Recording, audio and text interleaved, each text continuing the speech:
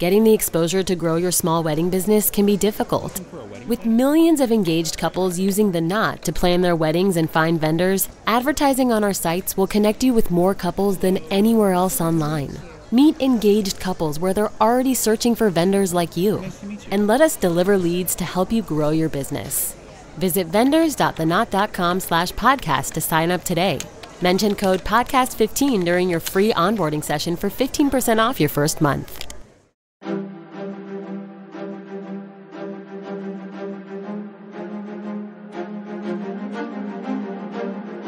Hello, and thank you for listening to The History of World War II podcast, episode 236, Claire Chennault and the Flying Tigers.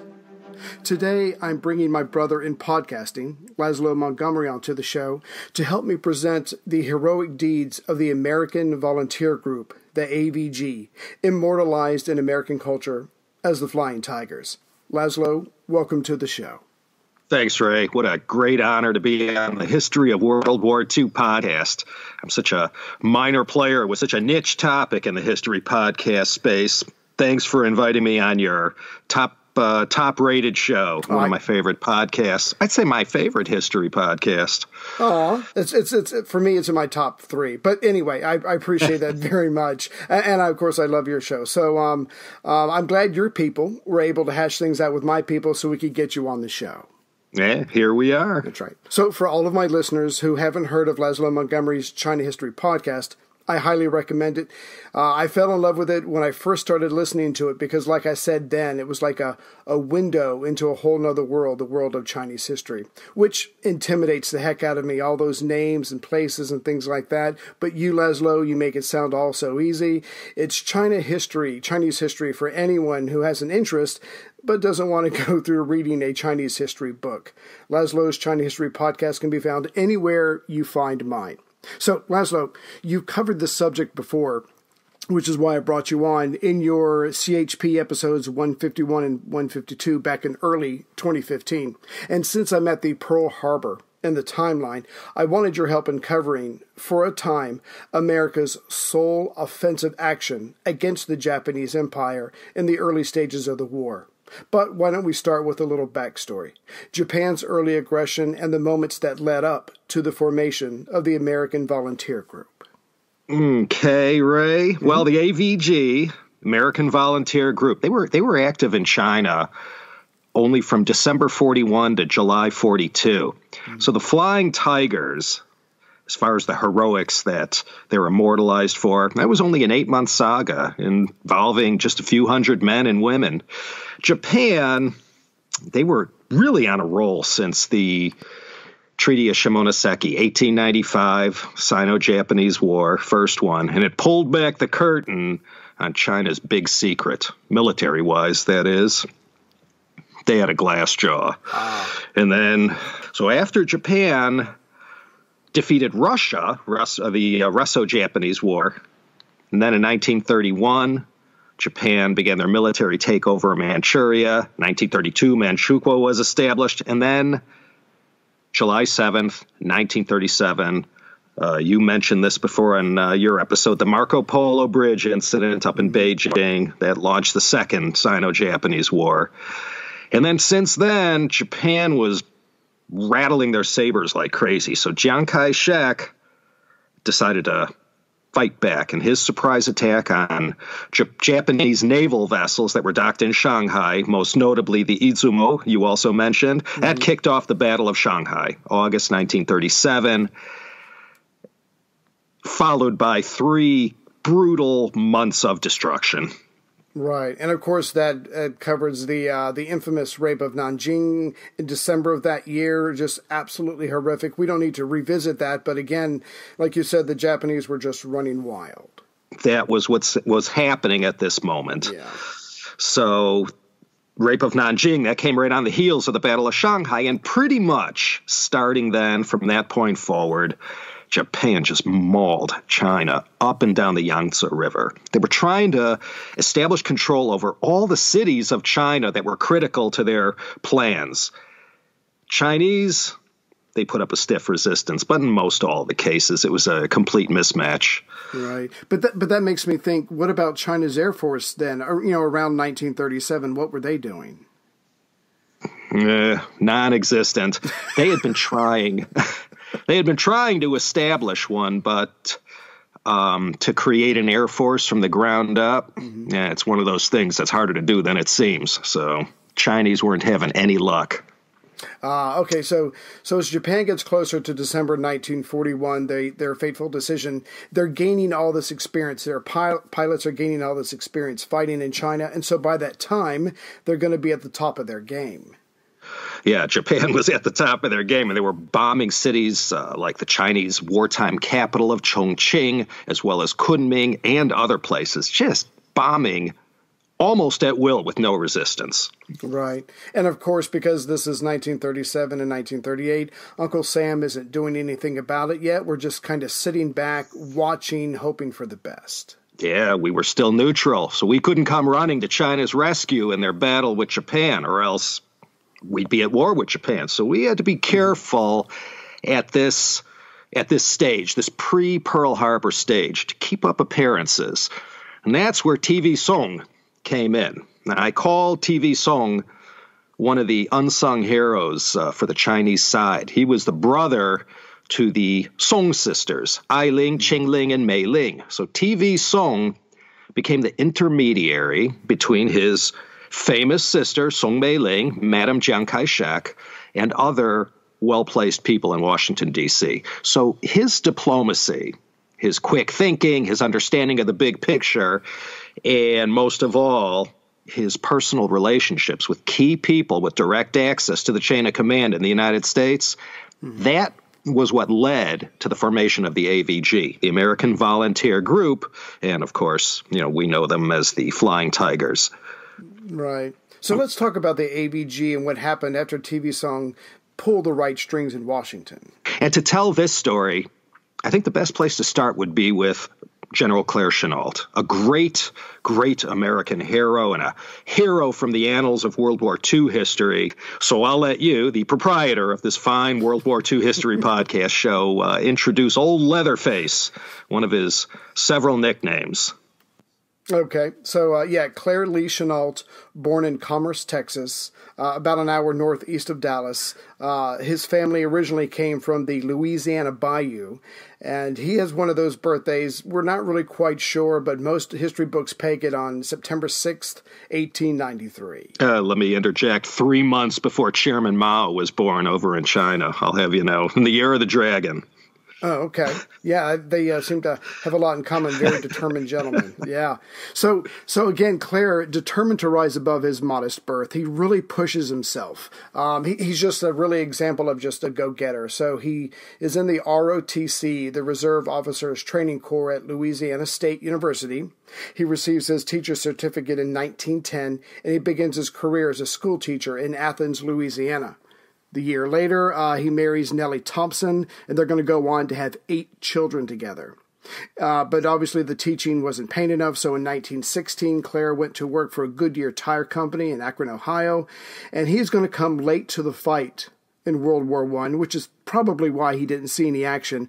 But, however, during his time in there, he does learn to fly a Curtiss JN-4, or Jenny, as they were called. And pretty much from the end of World War I until the end of his life, he's going to be tied to the Air Force, to flying, and to flight training.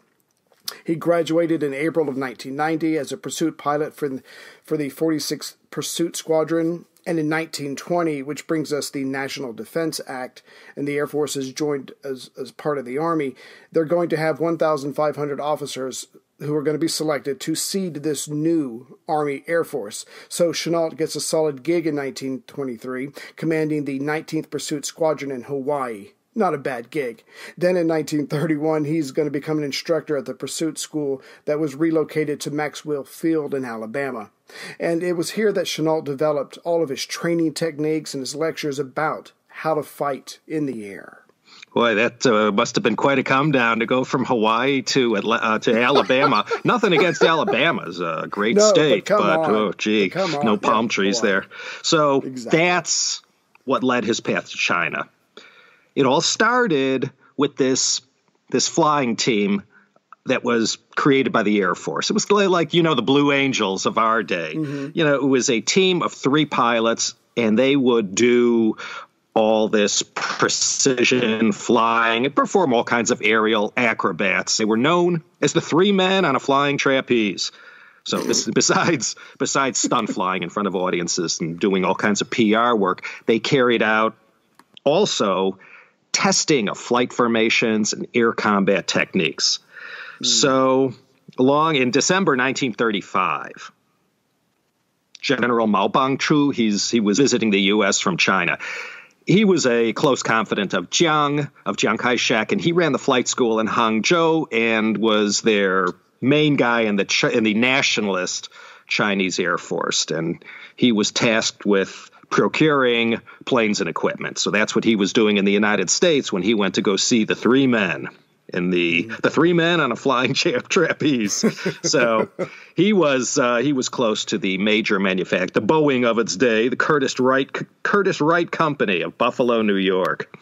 And at the All-American races held in Miami, December 1935, General Mao was present as the guest of Curtiss's salesman in Asia, William Pauly. It's another great story, which we could leave for another time. And it was there that Mao Bangchu saw Claire Chennault for the first time as he performed these aerial stunts with the 3 men. So over drinks, after this was done, Mao made an offer to Chennault and his 2 partners in this group. And the offer essentially was to come to China and teach flying and combat techniques to the pilots of the budding Chinese Air Force. So now, yeah, and this dovetails nicely with Chennault's plan, because he plans on retiring from, I guess, the Army Air Force in 1937 anyway. So this is going to work out nicely for him. Now, a big part of the decision, even though this guy's going to live another 21 years, is his health. It's not all that good. He's got chronic bronchitis. I think he smokes like 3 packs of Camels a day. That's clearly not helping. And he was in a lot of planes where the cockpit was open, the exposure, the cold, that kind of stuff. So, but to be honest with you, because of the type of person he was, he never let his health keep him down. He was extremely active. He hunted. He played tennis. He would stay out late carousing with the officers and the guys, played poker, got liquored up on bourbon most nights. He was that kind of guy. And as you can imagine, hanging out with his men and being like that, they respected him a lot for this kind of camaraderie. Yeah, they sure did. But his health and too many ruffled feathers in the chain of command led Claire Chennault to officially retire from the Army Air Corps on April 30th, 1937, with the permanent rank of captain. So leading up to this, he had kept this dialogue going since December 35 with General Mao and his people regarding their offer. So he was ready for that, and they worked out a 2-year consulting deal between Chennault and the CAF, the Chinese Air Force. So the Chinese government, as we discussed, they've been trying in vain to establish flight training programs to kick off their Air Force, but everything was going. It was leading nowhere. So this attempt at bringing Chennault in, that wasn't the first time that they tried hiring help from the outside. Nothing had worked up till now, but now with Chennault there, and he was working directly for Madame Chiang Kai-shek, Song Mei-ling. Wow. Chiang Kai-shek had put his wife, just like Clinton put Hillary in charge of that healthcare thing. Yeah, Chiang Kai-shek said, to build his Air Force, who else is more trustworthy than his wife? So she was in charge. So Chennault and Madame Jiang, they met in June 1937, just a month before the Marco Polo Bridge incident up in Beijing, which kicked off the hostilities. So as Secretary General of China's Aeronautical Commission, Madame Jiang was in charge of building this new Chinese Air Force from the ground up. And she wanted Chennault to study the situation as it was at that moment and offer up to Chiang Kai-shek his best assessment and recommendations. So he was there to train Chinese crews and support in the building of airfields and inspect which and how many of these 500 aircraft in the possession of the Chinese Air Force, how many of them were still usable. So that was his first assignment. He carried it out. He come back.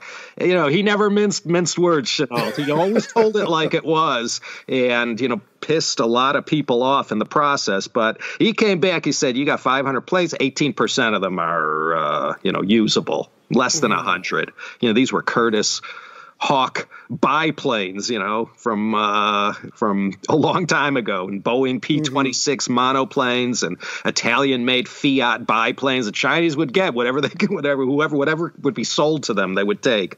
But it wasn't much. But it was a start, and Chennault was made head of combat training at a school based in Nanchang in Jiangxi province.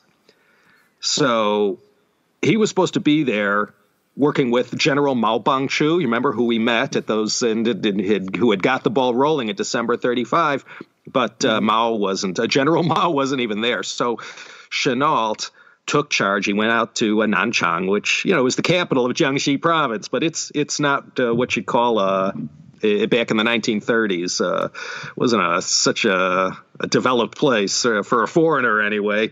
And but he went in there. He had only been in China for 6 weeks, and there he was in Nanchang. He didn't speak a word of Chinese, wasn't familiar at all with the culture. No wonder he smoked 3 packs of Camels a day. Wow. I before we go on, I do have to add this in because I remember this part of the story in one of the books I was reading. So they tell Chang that only 18% of the planes are usable. And this man was known to have a temper, but he's politically brilliant. He's not a military genius, but he's politically brilliant. He goes out on there in this room. He goes out onto the porch and he marches up and down the porch and he's talking under his breath. And Claire knows that he's upset. Why wouldn't he be? But he doesn't know exactly what's going on. Eventually, Madame Chang turns to Claire and says, he's really mad right now, and he's just threatened to have General Mao executed, and he's deciding what to do. So, it was best that Mao got out of there and got a different assignment. But he was obviously, to go from 500 planes to less than 100. He's pissed because they're trying to deal with the Chinese. I just remember that moment from the book really well. Yeah. But anyways, Madame Chang was calm the entire time. And let me ask you real quick before we go on. I don't know if their marriage had anything to do with love, but they were obviously both very brilliant people, and they were a very effective team. Was this mostly a marriage for convenience, or was there truly a relationship between these two? Well, Madame Jiang, Song Mei-ling, her and her 2 sisters, her one sister, Ai-ling, was married to the Minister of Finance in China, a guy named Winston Kong, who's the richest guy in China. And the other sister, Qingling, Song Qingling, she was married to Sun Yat-sen. So she was Madame Sun. So that's pretty sacred in China. Yeah, they say the 3 sisters, Ai-ling, Mei-ling, and Qingling, one loved money, one loved power. That was Madame Jiang, was the one who loved power. And then one loved China, and that was Song Qingling, Madame Sun Yat-sen. So, it was their father, Charlie Song, was a very wealthy and a successful guy in China, and his children, his 3 daughters, and the son, TV Song. It was quite a powerful family in China in terms of economic wealth and power, and also in the government. So it was for Chiang Kai-shek to marry the sister of Madame Sun Yat-sen. That was a pretty big deal. They didn't have any children together, and I can't say it was a marriage made for love, but they were sure the biggest power couple in nationalist China. That's what I was about to say, the ultimate power couple of China. So anyway, when Chennault reports to Chiang Kai-shek about the state of affairs, like you said, he doesn't mince words, and he just, boom, puts it out there, because that's the kind of person he is. But Chang appreciates this, so he makes Chennault his unofficial commander of the Chinese Air Force, the CFA. But by the end of 1937, CAF. I'm sorry. I used to work for the CFA Institute. I so apologize for that. CAF. Oh my God, my past is coming back to me now. But by the end of 1937, despite all the training and the initial attempts to fight back, the Japanese have worn the CAF down to the bone. I mean, it's a one-sided fight. So, despite what resistance the Chinese put up, the Japanese military in late 1937 was simply unstoppable. So Chiang, is that how you say it? Chiang? I'm trying not to butcher his name. You must cringe every time I talk. I don't cringe. So Chiang. So he sent out an SOS internationally, but the only ones who come to his rescue are the Soviets. They send him like 300 planes in all. They've all been battle-tested in the Spanish Civil War, which my members will know about. And this assistance goes on, obviously, until June of 1941, when Operation Barbarossa comes along. Hitler invades Russia.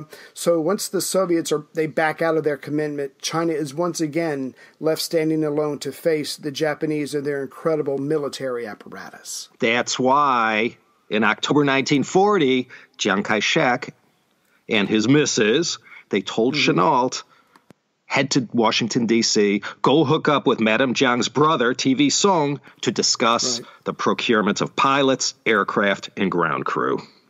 Okay. So after a lot of negotiating and arm twisting behind the scenes in the halls of power in D.C. on December 23rd, 1940, an order was sent to FDR for approval. The total cost to come to China's aid for all the planes from Curtiss Wright was $4.5 million. The planes, the parts, and the equipment are transported to the port of Rangoon. Chiang Kai-shek had asked for 500 planes, but he had to settle for 469. These were 200 P-40s and a few hundred other types of aircraft. But like you were mentioning earlier, thanks to TV Song, access to the right people close to FDR, they bent enough ears so that FDR signs off on the creation of the first American volunteer group, 100 fighters and crew. The second American volunteer group was to follow, was slated to have 100 bombers and crew, and the third AVG would consist of additional fighter aircraft. And for all of this hardware, the Chinese government would be picking up the tab.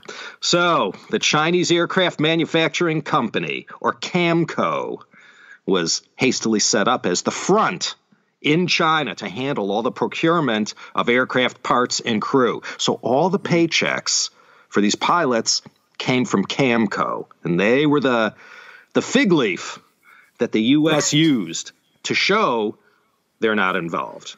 So anything the Japanese would point to, the Americans could say, hey, it's not us. This is all coming from China. We have nothing to do with this. So Chennault's deal with China Aeronautical was finalized in order number 5987 on August 1st, 1941. And it said, number one, the first American volunteer group is constituted on this date. 2, Colonel Chennault will organize this group with American volunteers now arriving in China to participate in the war. Additional personnel required to complete the organization of this group shall be supplied by this commission. Here's a question for you. What would you do to save humanity? And how far would you go to stop someone who is getting in your way? The ancient rivalry of assassins and Templars cuts to the heart of good versus evil. But it wasn't always clear who was good and who was evil. Plug in to explore the amazing world of medieval feuds. Echoes of History, Assassins versus Templars, is a special collaboration between History Hit and Ubisoft, the masterminds behind the Assassin's Creed games. Hosted by Dan Snow from History Hit and Matt Lewis from Gone Medieval, together they will take a close look at the real history of the secret societies, which inspired the Assassin's Brotherhood and the Templar Order in the Assassin's Creed games. Plus, they will bring on other premier historians as they discuss unearthing the myths of the Grail and who really was the inspiration for the main characters in the game. Echoes of History, Assassins vs. Templars podcast is available right now wherever you get your podcasts. Listen and subscribe to Echoes of History today to discover the hidden truths that have shaped our world and inspired the video game series. That's Echoes of History, wherever you get your podcasts. Listen today and subscribe for more. And as you can imagine, this is probably kept as hush-hush as they probably could. But if I remember correctly, eventually rumors get out and people start talking. But like you said, the Chinese and the Americans can point at this and say, hey, this is not the Americans doing this. So once the planes arrived in Rangoon, Burma, they were then assembled and sent to the AVG base on the Yunnan, China. And Burma, and the Burma border is that Lawing? Loy-Wing. Loy-Wing. Okay. So they got the planes. Now they need the pilots. Hence the recruiting begins. So as word gets out, the pilots are attracted, for their own personal reasons. But most of all, it has to be the high pay relative to the military salary. So the pay was going to be $300 a month for crew chiefs and $600 a month for pilots, which is a heck of a lot more than what the military was paying them. Everyone who volunteered receives travel documents, a ticket to California, $100 for incidentals, passage to Burma, and ultimately to China. They were also handed $500 in cash to cover their eventual return to the United States when they were all done with their job. And if anyone was killed or became disabled, Camco would pay 6 months' salary to their beneficiary. And, of course, not written into the contract. And again, this is just the Chinese being desperate, but it totally makes sense. There was a promise from Camco that for every Japanese fighter or bomber they shot out of the sky or destroyed on the ground, there would be an additional $500 reward. So again, they're just flashing money at these generally very young men, and there's going to be a response to it. As for the planes they're using, what Chennault got from Curtiss-Wright were the P-40s with their 1,040 horsepower V12 Allison engines. The P-40 flew at 378 miles per hour and had a range of 840 miles. So they were armed with 2 50 caliber machine guns and 4 wing-mounted 30 caliber machine guns. And it would be the P-40 that became the primary workhorse for the AVG. Now, they couldn't fly over 20,000 feet, which was a bit of a limitation, and the plane was heavy due to its armor plating and the thickness of its metal. But later on, as they start to mix it up with the Japanese, the pilots are going to be very thankful for that. The Japanese aircraft, I think we might have covered this in an earlier episode, were rather thin-skinned and fragile compared to the P-40s, but they were much faster and much more maneuverable. And the other thing, as far as when it comes to tactics, so quick and agile were the Japanese fighters, the Ki-27s, or Nates as they were referred to. Chennault has guaranteed his pilots that if they go up against them one-on-one in a dogfight, they are going to lose. They will be taken down. Chennault has to come up with a winning flight combat strategy that would confuse and confound the Japanese Air Force time and again. So in the fall of 1941, the story of the Flying Tigers begins to take shape. Right. So at that time, Japan's 3-all policy, it was in full swing when Chennault was in China. That was one of the reasons the Chinese government needed some assistance so urgently. Japan's 3-all policy, the 3 policies were to kill all, burn all, loot all. And this was Japan's payback for the deadly Baituan-Ta-Chan, the 100 Regiments Offensive. It was launched by Peng Dehuai in late 1940 and really took it to the Japanese and messed them up. And this was Japan's payback. 2.7 million Chinese will perish in all kinds of terrible ways as a direct and indirect result of this brutal 3-alls campaign, the Sanguang Zhengce. Now in Japan, they called it the Sanko Sakusen. That's why Chennault was in China. Chiang Kai-shek was kind of hoping Chennault could put together an effective force to soften the blow of this savage Japanese offensive. So from the Marco Polo Bridge incident, 7/7/1937, all the way through to the end of 1941 and into 1942, Japan was just a force that no one yet could reckon with. They couldn't be beat, and their bombers dropped their payloads again at will with almost no resistance. And Chongqing, the capital, was just being mercilessly bombed during the summer of 1941. And well, the AVG wasn't yet prepared to deal with this. Yeah, and there was only one single supply route left to get war supplies to China, and this was the famous 700-mile-long and winding Burma Road. Goods came into the port of Rangoon down in the south, and when they were transported up to the Laszlo, how do you say that? Laszlo in the Burma Shan state. And from this Burmese terminus, the cargo made its way through the 3,000-meter high mountains of Kunming. This was the only way. Why? Because Japan had all of the east coast of China bottled up. And now they had their sights on Burma and shutting down this road, which the Japanese military leaders called the Aid to Chiang route. So you can tell how they viewed that. Chennault's shipment of 100 P-40s came to Burma in crates. The wings came in one box and the engine and fuselage came in another. And they were assembled at their base in Burma. And as you can imagine, the logistical effort to get all these aircraft in place, the parts, the materials, to build airstrips, getting the volunteers transported from their various bases all over the states to the base in Burma. It was a massive organizational and logistical undertaking, just the kind of thing the United States military was good at the time. But in Chennault's case, he wasn't a part of the U.S. military. He was a volunteer on the payroll of the Chinese. And so, as is often the case when Chennault was left to his own devices, he did things himself. He was a very go-getter. And like you said earlier, even though he doesn't know the language or the culture, he just throws himself into it. So the first base is at the Kai Da airfield in Tungu. How do you say that? Gee, my Burmese is rusty, but Tungu. Okay.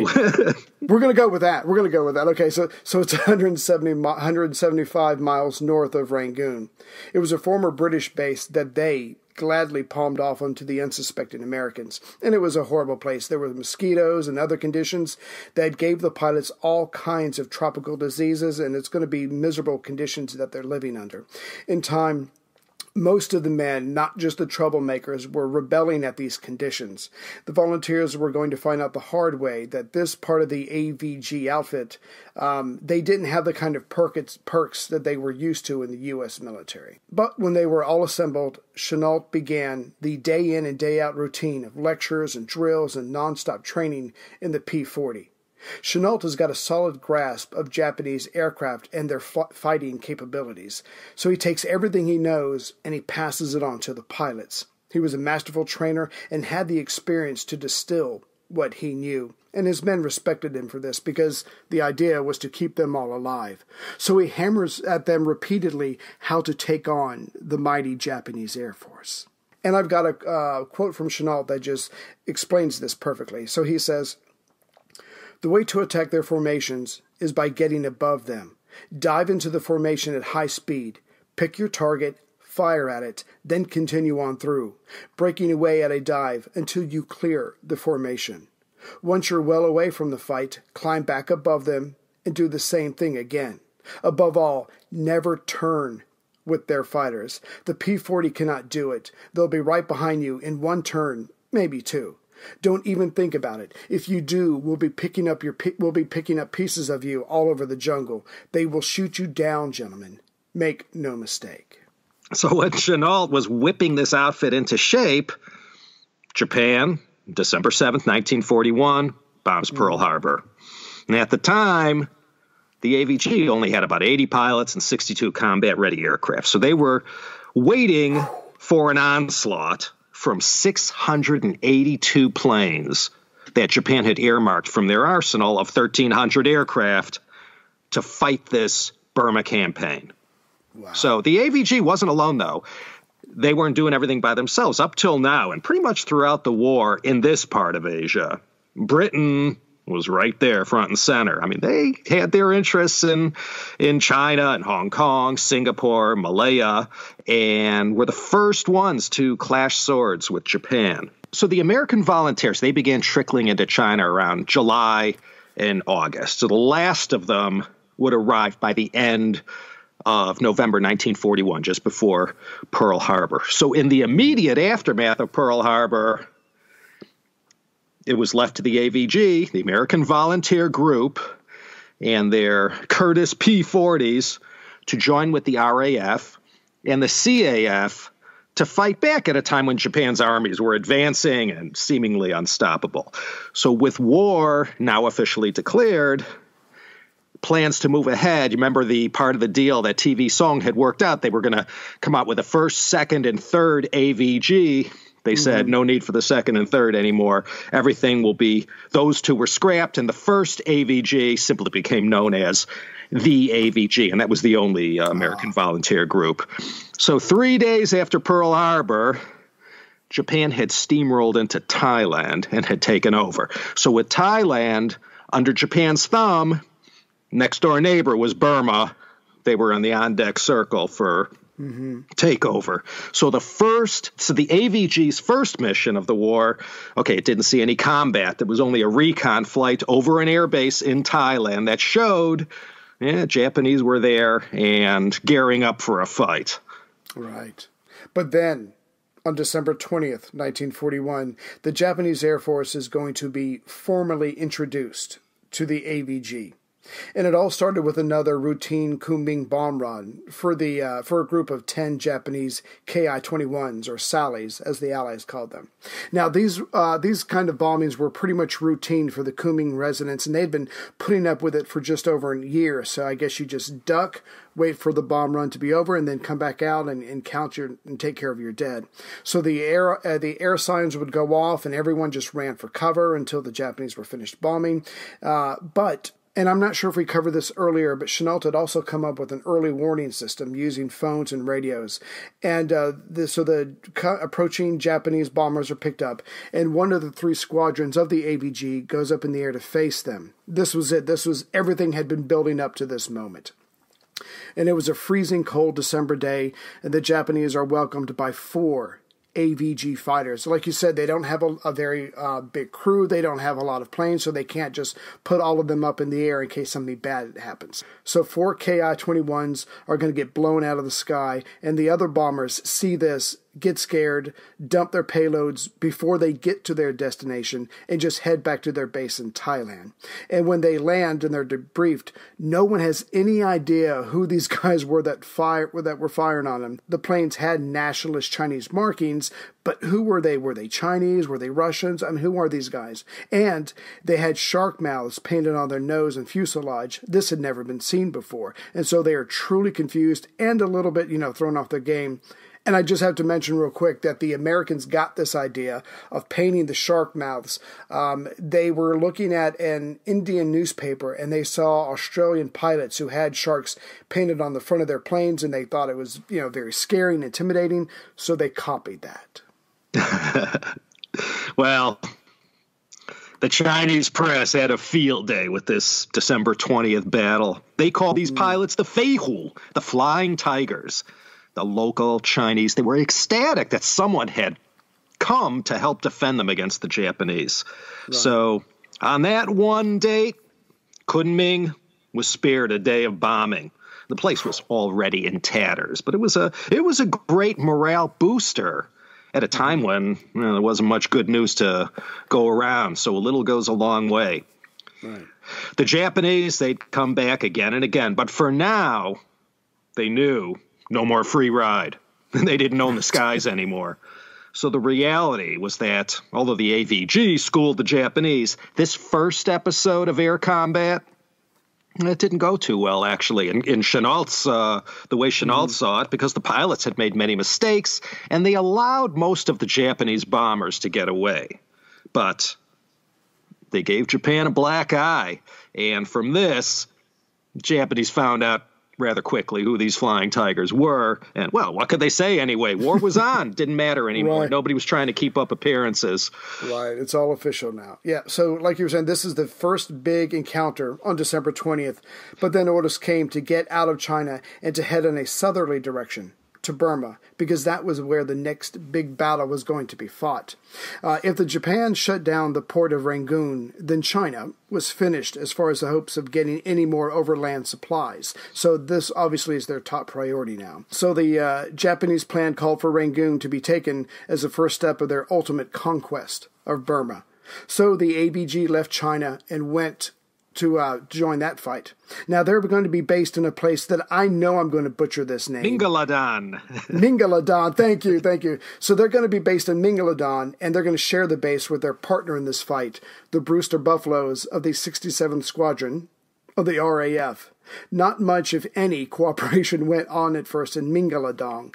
The AVG pilots and crews, with their boozing ways, their whoring, and their other antics, generally just pissed off the more reserved Brits.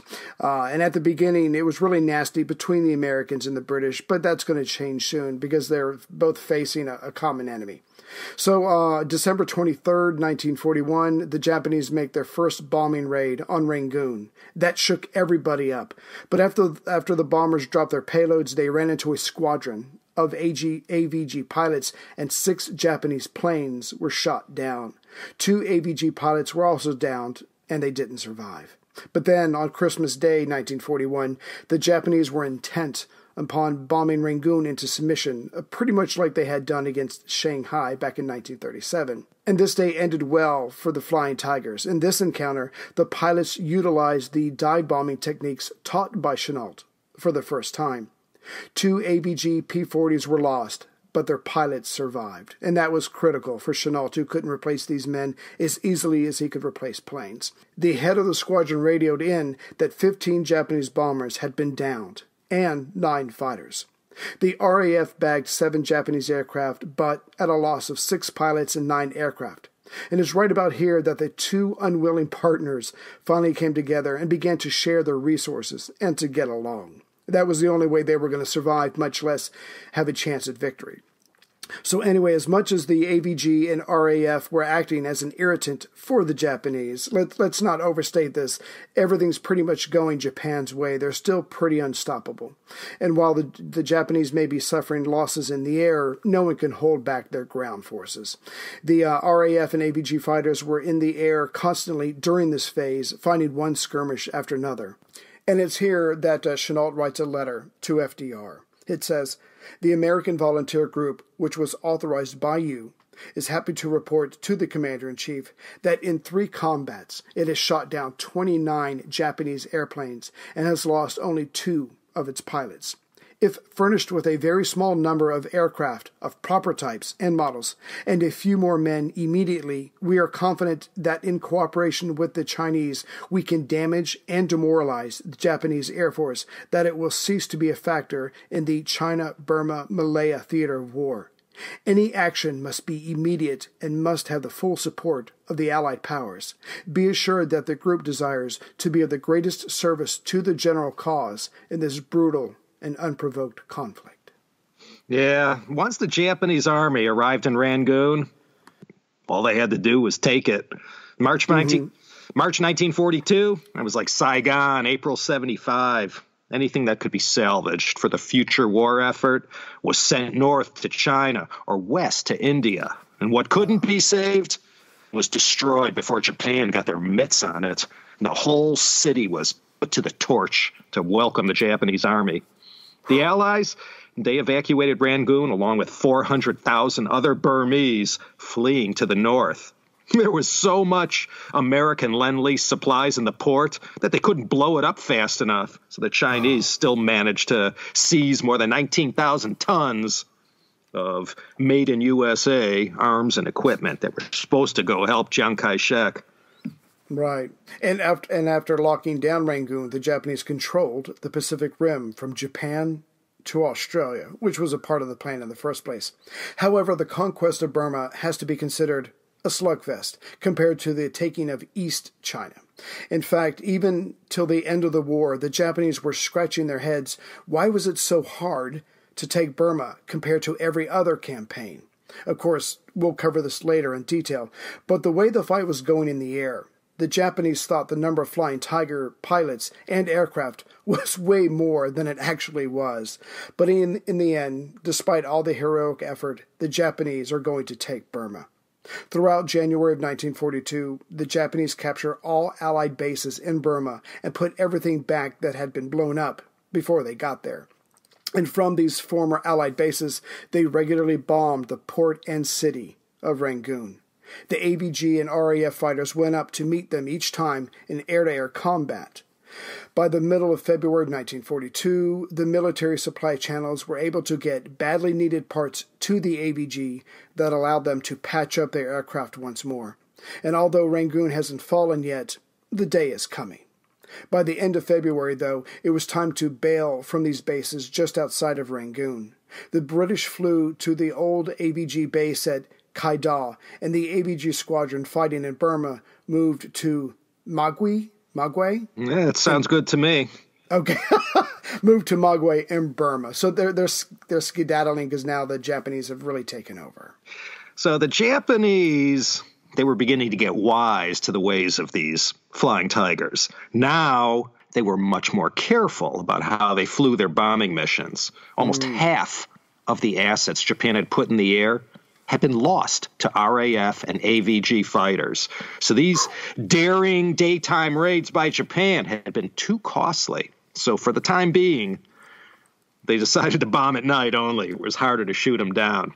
You have to remember, up to this time, early 1942, things hadn't gone too bad for Japan. Since the bombing of Pearl Harbor, no one had been able to effectively stand up to them. I mean, yeah, sure, Japan, they suffered some losses here and there, but pretty much they had come in and taken everything they wanted. But Burma was proving to be different. And even though they had a large fleet of aircraft to fight with, the Japanese military planners, they had meticulously planned things down to the individual aircraft. And less than 2 months into the Burma campaign, the losses suffered from the AVG and British RAF attacks were most unexpected. And the ripple effect through the planning of this do-or-die offensive by the Japanese, it was quite considerable. You know how the Japanese are. They're very good at planning and very meticulous. And Churchill had said of this, quote, "The victories of the Americans over the rice paddies of Burma are comparable in character, if not in scope, with those won by the RAF over the hop fields of Kent in the Battle of Britain," end quote. Wow. Yeah.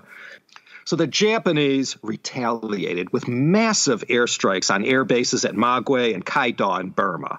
They had 226 bombing sorties later. The mission was accomplished, and Chennault got kicked out of Burma and had to find a new air base. So this was located in Loiwi, deep in the mountains of North Burma. They went there because Camco had established a base there to resupply and repair. So Claire Chennault's two marquee strategies that are so often directly attributed to him were, one, the dive bombing techniques of the P-40s, and two, the early warning systems that utilized the limited technologies of the day.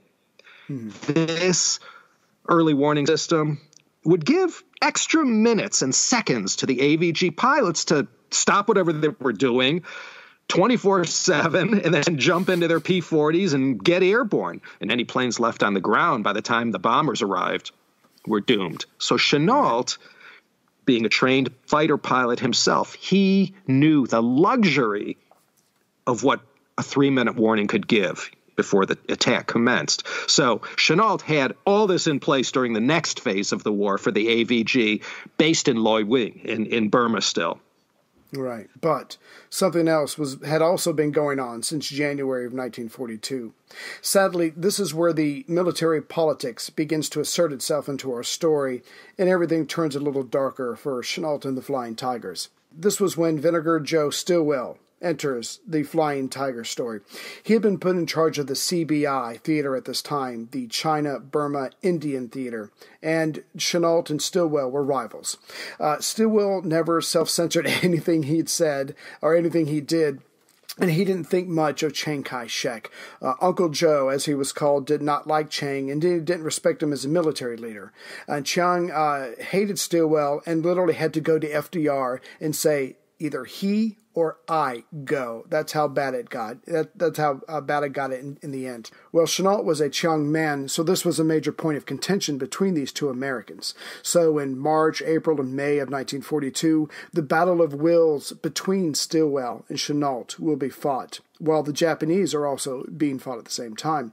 So, firstly, all these amazing achievements of the Flying Tigers had been seized upon by the U.S. authorities, who are in charge of PR, and they're touting the Flying Tigers to the skies. And every success story was put in front of the American people to bolster them after the horrors of Pearl Harbor.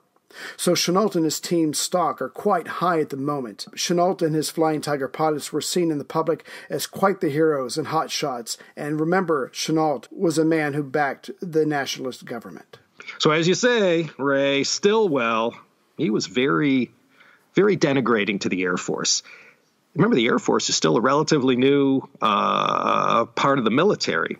Stilwell, right. His philosophy called for boots on the ground as the only way to win battles and wars. And as far as Stilwell was concerned, the only role the Air Force played was for reconnaissance and in a general support role for helping soldiers fighting on the ground. So you could imagine what Chennault thought about that line of thinking. Now, besides Stilwell, Chennault had other rivals in the military, and this one was more like an enemy, someone he knew from his days back in flight training school. He was Clayton Bissell. He was part of Stilwell's gang. And from here on out, until the AVG was officially closed down on July 4th, 1942, Bissell was a stone in Chennault's boot. Time and again, Stilwell will keep Chennault under his thumb by always stacking the deck so that his man, Clayton Bissell, outranks Chennault. And in the military, rank means everything. Right. And it's very hard for someone like me because a war is going on and people are dying and these guys are worried about their friends and their own reputations, whatever. It's kind of hard to stomach this, but I guess that's the way it's always been, and that's the way it will always be. So Stilwell pushes Chennault aside whenever he can, and he thinks that it's going to be him with his army that is going to push the Japanese out of Burma. But as we'll see later, when all is said and done, it's going to be Vinegar Joe's army that gets its hat handed to them by the Japanese. And on April 23rd, 1942, they're going to have to make their epic retreat that we'll cover later.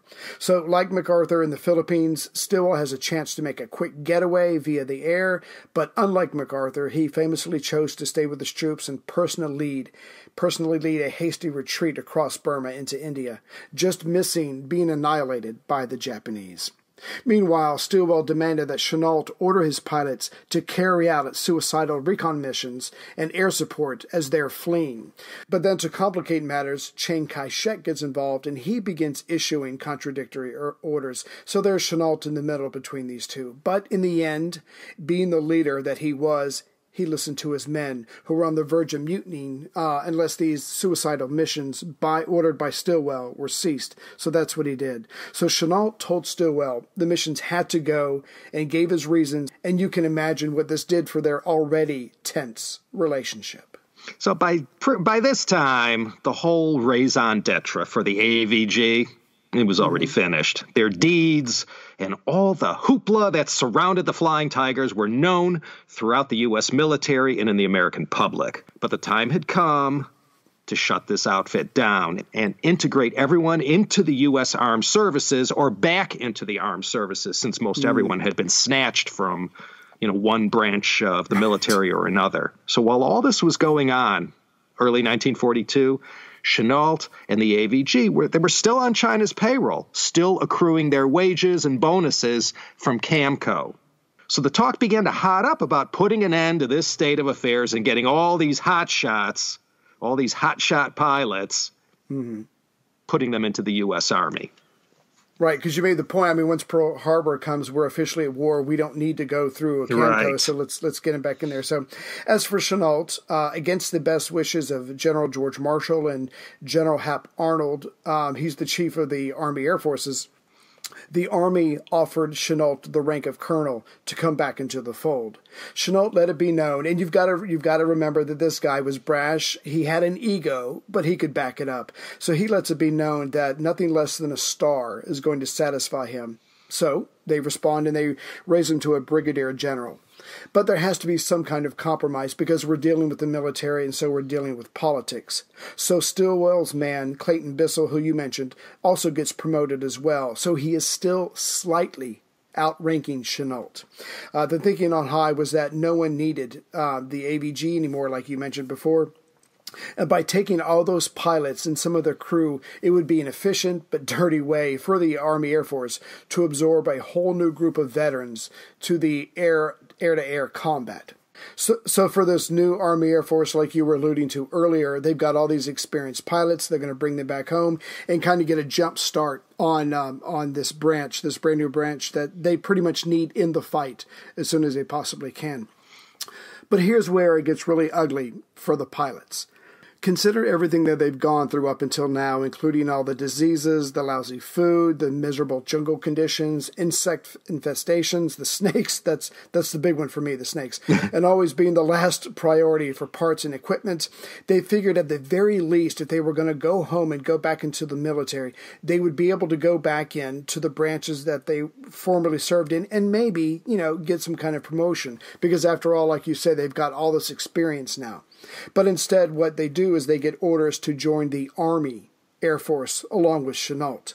Now, some of these volunteers had come from the Marines and the Navy, but they're all going to be pushed into the Army now. And if they didn't like it, as they're going to find out later, they can take their chances with the draft board back home. And again, that's a little risky and to my mind, completely disrespectful. And this is how it was given to them by Bissell himself. Again, the politics involved is they're still going after Chennault in any way they can. They were told in as undiplomatic way as possible to take it or leave it. Now, as you can imagine, Chennault fought for his men to get what they wanted, but he was going up against General George Marshall and General Arnold, so he had a hard time of it.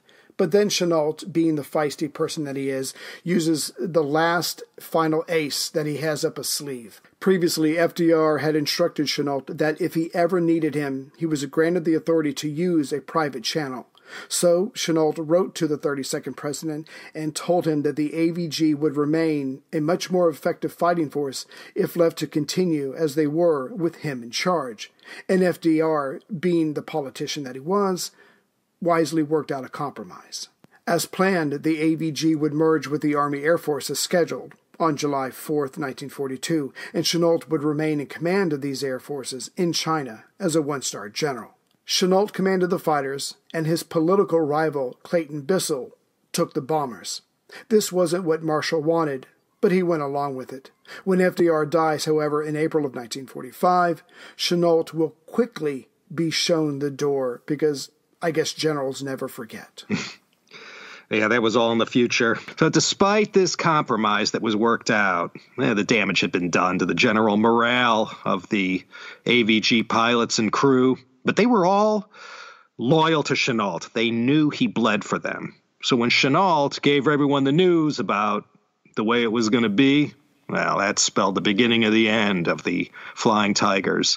Japan, in a matter of 4 to 5 months, had smashed and grabbed everything in Southeast Asia that once belonged to the Western colonial powers. So the political order of East Asia, since the start of the 20th century, was now turned on its head. And at the most painful moment, when Japan was at its most powerful and was causing the most death and destruction, and there was little or no good news to report, the deeds of the AVG from their first date of combat on December 20th, 1941, till the outfit was formally closed down, they helped to keep the people's heads up. And at a time when a little good news went a long way, the Flying Tigers in China were like a beacon of hope. They were in the right place at the right time. Right. And there was one other ray of sunshine, if I may. On April 18th, 1942, Lieutenant Colonel James Doolittle's famous surprise air raid on Tokyo. It wasn't very successful as far as raids go, but it was a great PR stunt for the Americans. And under instructions from Clayton Bissell, no one told Chennault what was going on until after it was already done. And he could have told them that it was a mistake and it wouldn't accomplish much. But again, I think the Americans back in Washington were focused on PR. But the other reason is that Chennault knew what would be coming next from this little stunt. Massive Japanese retaliation. If things weren't bad enough already on the Chinese coast, now the Japanese launched an aggressive campaign inland to destroy any of these air bases that could be used to launch future bombing raids against the Japanese islands. And later on, from these new captured air bases, the Japanese were able to extend their reach westward into China. As for Burma, the Japanese march north through Burma towards the Chinese border, slowed down, but it was never stopped. And this leads us to one of the last major battles that the AVG participated in. This involved the Battle of the Salween River. Salween River. Right? Salween River. You got it. I got one right. Yes, 1 out of 5 is not bad. Let's see here. As I mentioned, no one could stop the Japanese once they started marching north through Burma to the China border. Yes, the RAF and AVG were able to get in some body blows, but really all they did was slow down Japan's inevitable taking of Burma. All the Allies, sooner or later, had to retreat to safety. The AVG base at La Wing was taken, and the group had to scatter. After the loss of this airbase, the only thing in between China and the Japanese army was the 1,750-mile-long Salween River. In Chinese, this river is called the Nujiang. Nujiang. Very good. Oh, thank you. Okay, I'll call that a half. Okay. It separated northern Burma from Yunnan. And on May 6th, 1942, the last of the Allies crossed the bridge to the China side, and once there, the British, along with the Chinese, blew up the bridge. Now, this is no big deal for the experienced Japanese. All they have to do is start building a pontoon bridge, but for right now, their 20,000 soldiers are just going to sit there and watch the engineers work. So all of the Japanese troops on the Burma side of the river are just kind of sitting there, exposed with their backs literally up against the steep cliffs. It was then that 4 AVG pilots flew over them on May 7th, 1942. And seeing what was up, they promptly destroyed whatever had been built so far of this pontoon bridge, and then they strafed along the cliffs where the Japanese soldiers were exposed. For the next several days, Chennault threw everything he could get his hands on at those luckless Japanese soldiers. Honestly, even though we are talking about human lives, it was like shooting fish in a barrel. This battle of Salween River Gorge, in the end, it pushed the Japanese back from the Yunnan border. And this would be the one and only effort by Japan to invade China from its southern border, and it had failed. And this defeat of Japan at the Salween River was a massive propaganda victory for China. Everyone knew the significance of this victory over the enemy. So although the Flying Tigers didn't do this alone, they were sort of singled out in the consciousness of the local Chinese for what had been achieved. On the same day, by the way, American and Japanese fought the Battle of Coral Sea, a naval battle that didn't end in victory, but stunned Japan enough so that a month later, when the Battle of Midway took place, they weren't fighting at optimal conditions anymore. At Midway, as we'll find out when you get to that point, it was a major turning point in the war in the Pacific.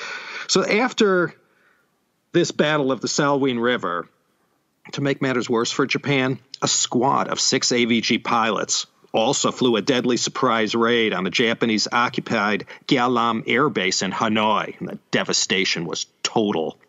There had also been an air raid by the Japanese on the city of Guilin that had been repulsed by the AVG, and then a last one on the 4th of July, where the AVG attacked a Japanese air base in Hengyang in Hunan province. And these victories in Guilin and Hengyang were pretty much the final victories credited to the Flying Tigers. And on June 20th, people of Guilin held a celebration in honor of the AVG, and the following proclamation was made by the local authorities. And they said, quote, "Guardians of the air, you heroes of the American Flying Tigers and the Chinese Divine Hawks, after our long expectation and to our great cheerfulness, you have annihilated 11 Japanese vultures in the air above Guilin on June 13th.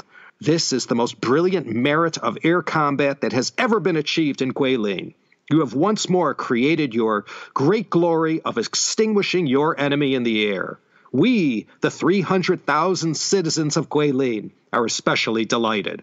We are sure that all the people of China and all the allies will take this to be an everlasting token of remembrance. Today, we, the 300,000 citizens of Guilin, are presenting you our heartiest congratulations and the highest respect to you. Let us yell, long live the American Flying Tigers, long live the Chinese Divine Hawks, long live the cooperation between the USA and China. Signed, the Guilin Airmen Comforting Evening Party. End quote. The Chinese Divine Hawks, that was China's version of the Flying Tigers. Although the focus of this podcast is on the AVG and the role of the Americans. All along, the battles were being fought in cooperation with Chinese forces. Hello everyone, Ray here. Before science, before philosophy, before literature, there was mythology. If you're a fan of the History of World War II podcast, you'll probably enjoy stories about heroes, gods, monsters, and events that shape the earth. The new mythology podcast from Parcast takes a deep dive into the history, origins, and meaning of each myth. Within each story is a lesson about the human condition that is brought to life by an ensemble cast of voice actors. Every episode dramatizes an exciting story pulled from the beliefs of ancient cultures, giving insight into how our ancestors saw the universe and how those stories resonate in our lives today. Mythology covers Greek, Norse, and Egyptian myths, as well as lesser-known stories from Sumerians, Africans, the Japanese, and many more. Episodes on the Greek goddess Athena are available right now. Look for upcoming episodes on Loki, the Epic of Gilgamesh, and Osiris and Isis. New episodes come out every Tuesday. So take a moment and search and subscribe to Mythology wherever you listen to podcasts. Again, that's MYTHOLOGY. Or visit parcast.com/mythology to start listening now. That's Parcast, PARCAST.com/mythology to listen now. And so comes July 4th, 1942, but not everyone in the AVG stayed on after the transition. In fact, most did not. Chennault pleaded, but the rivalry between the branches was too much. The Marine and Navy pilots just couldn't see themselves in the Army. And as an Air Force brat myself, I can tell you that tension is quite real. Many who decided to move on delayed their departure a couple of weeks in order to give Chennault extra time to train his latest recruits for the new 23rd Fighter Group.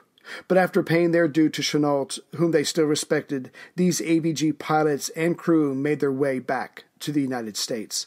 Once back in the States, they were able to re-enlist in the service where they felt they belonged, Navy, Marines, or whatever. And of course, one of the more famous ones is Pappy Boyington, who the show Black Sheep was based on, which I loved as a kid. He goes back into the Marines.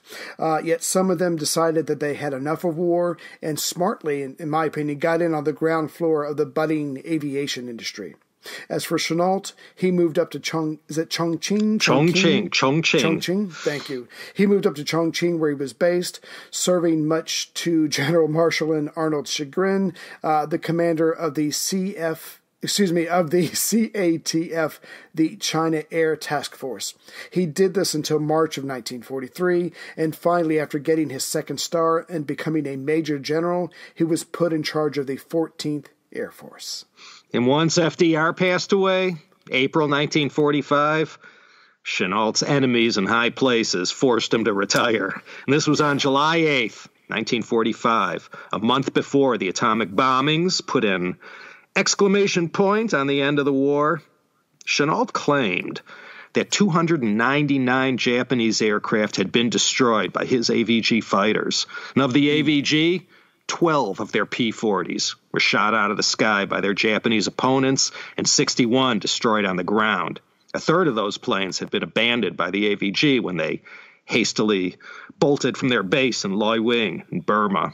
Chennault further claimed another 153 more planes on top of the 299 were shot down but couldn't be proven. 23 AVG pilots were killed. 10 were shot down, 3 were killed on the ground, and the rest died in flying accidents. The Japanese, in their propaganda to the home audience, they claimed they had shot down 554 of these AVG planes. Chennault only wished he had that many to lose. At most, throughout the period of the AVG's existence, he was never able to get more than maybe a dozen or so planes in the air at any given time. Wow. But it was the cooperation between China and the USA that proved the underlying foundation that made the overall mission of the AVG a success. I mean, there was more to it than shooting down Japanese planes. The Chinese had provided all the air support and the construction of airfields, runways, and buildings, and they manned the early warning systems that were devised by Chennault. And whenever a Flying Tiger pilot was forced to bail and parachute to safety, time and again, the local Chinese on the ground found them and got them back to safety. You see, the Flying Tigers, they all carried these so-called blood chits. Blood chits, these were notices that they carried with them. It was like on a letter-sized, A4 size piece of printed silk. And all the pilots, would sew these things onto the back of their flight jackets. And if worse came to worse and they got shot down or had to parachute to safety, any literate Chinese who found them could read the words of this blood shit that was printed on that silk. And it said, Yang ren lai hua zhu zhan, jun min yi ti jiu hu. And it was signed by the Hong Kong Weiyuan Hui, or the Aviation Committee. And that blood chit specifically said, this foreigner has come to China to help in the war. Soldiers and civilians, one and all, should rescue and protect them. And it worked. When pilots crashed, local Chinese on the ground came to their aid, got them back to the base. And even if you couldn't read the characters, the nationalist Chinese flag was prominently displayed on the blood chit, and people knew what that was. So no reward was promised, but the civilians knew by helping bring a pilot to safety, there'd be something in it for them. And these blood chits were also used during the Korean War as well. And so, July 4th, 1942, it's all over. The 5 AVG pilots who stayed behind, well, they went on to cause even further grief for Japan as part of the 23rd Fighter Group. And as a tribute to these Flying Tigers, the A-10 Warthogs of today's 23rd Fighter Group are painted with the shark mouths design that graced the P-40s of the AVG. When the war was over, Chennault worked closely with Chiang Kai-shek to establish the Civil Air Transport, or CAT. This was a company that ran all kinds of contract missions for the government, which has been accused of being a part of the infamous Air America, the outfit made famous by Mel Gibson and Robert Downey Jr. in the 1990 movie. But this was all after Chennault's death. So, Air America, Air America was covertly owned by our very own CIA. They were in operation, I think, up till the end of the Vietnam War, or a little after. I think they got shut down. As for Chennault, till his dying day, he remained loyal to Chiang Kai-shek and the KMT regime, and he continued to provide advice throughout the Civil War and after Chiang moved to Taiwan. And as he lay dying of cancer, 1958, Song Mei-ling, Madame Chiang Kai-shek, visited him on his deathbed. Wow.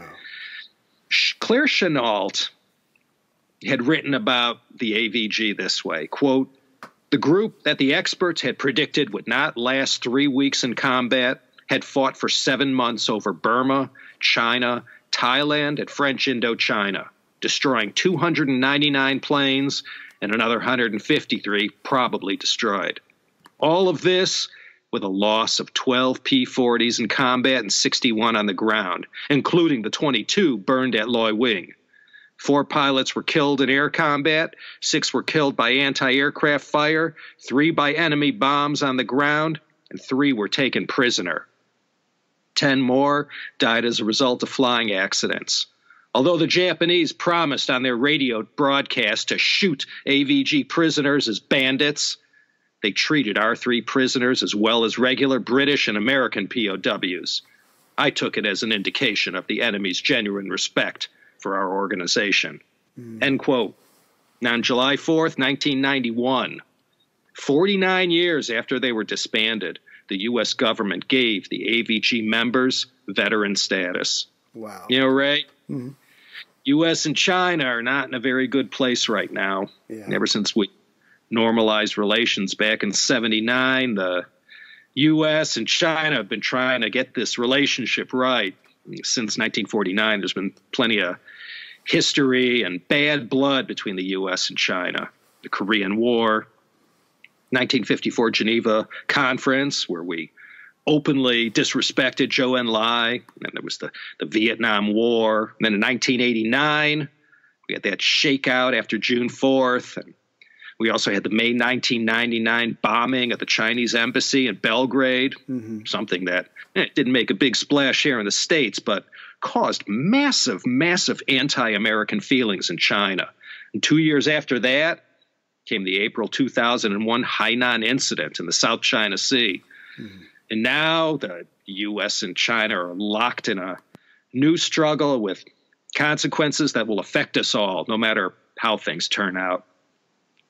But we'll always have the flying tigers, the U.S. and China.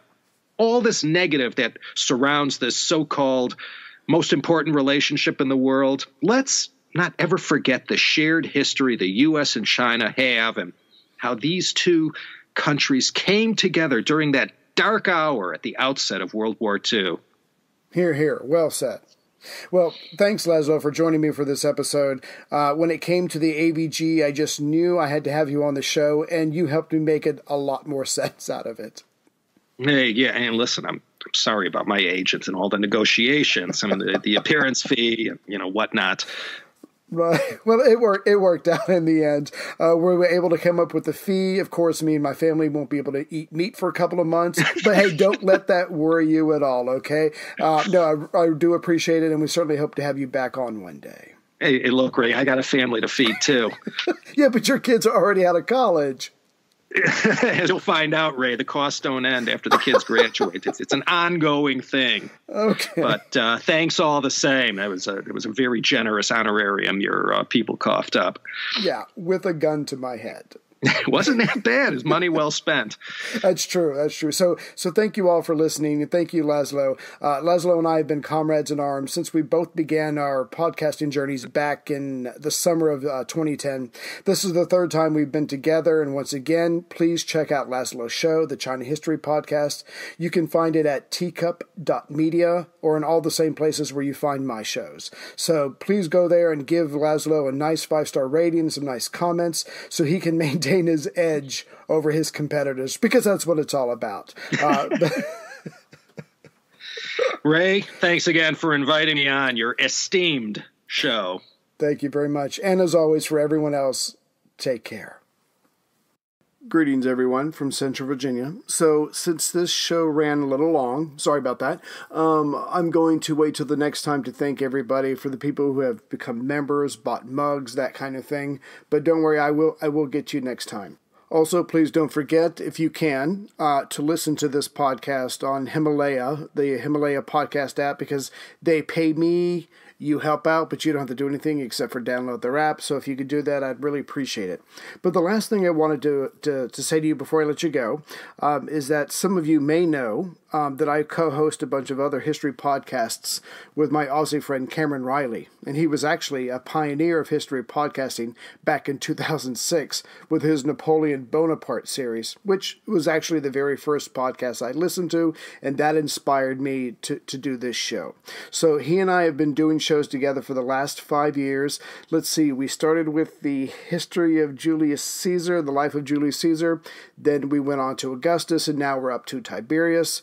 We also did a long series on Alexander the Great, and that was a lot of fun. I still miss Alexander because we learned a lot about life back then and what happened after Alexander died. And right now we're in the middle of the Cold War. We're doing another show on the Cold War, and we've just started one, well, kind of just started on the Renaissance. Again, that's a lot of fun because we're learning a lot as we go. We've also just wrapped up a series on the war on drugs. But you can find all of these shows on thepodcastnetwork.com. Some of the shows are free, some of them are premium, but to celebrate our 5-year anniversary, we're giving a 50% discount to the first 100 listeners of this show who sign up for any of our premium episodes. You just need to use the coupon RAY, or AY, during the sign-up process, but it is limited to the first 100 people, so be quick. And as a warning, the shows Cam and I do together, they're serious history shows, but we do swear a lot. We make a lot of jokes. We try to have laughs. And sometimes religion and politics get interjected in there. So if you're sensitive about that kind of thing or language, this is just me being honest with you. It might not be for you. But if you have a tough skin, you have a robust sense of humor, please consider checking it out. Again, it's thepodcastnetwork.com. and use the coupon RAY for a 50% discount. Thank you very much.